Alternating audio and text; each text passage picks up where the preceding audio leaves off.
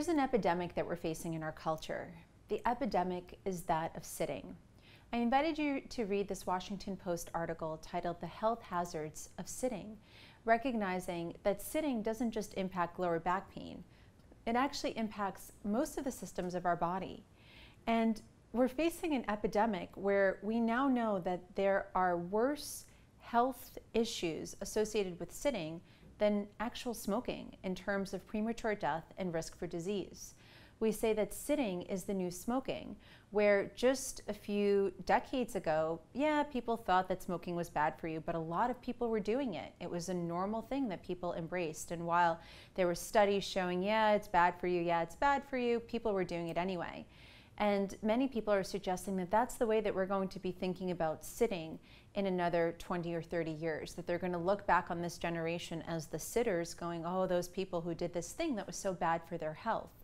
What we know is that the body is designed to need to find a pulsation, a balance, a polarity between things like activity and rest. So it's not that we want to just replace 8 hours of sitting with 8 hours of standing.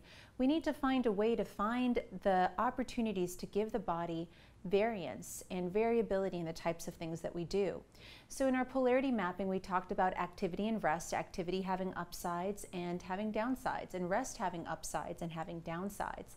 We can utilize the same principle to think about other elements of the body in balance. So not just sitting all day and therefore standing all day. Can we find options to sit and stand, or stand and move, finding a pulsation?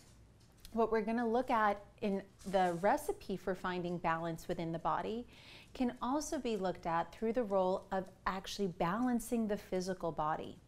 And I want to suggest that there's a polarity between strength and flexibility, meaning when our muscles and our body is both strong and flexible, we are optimally healthy, we are optimally vital.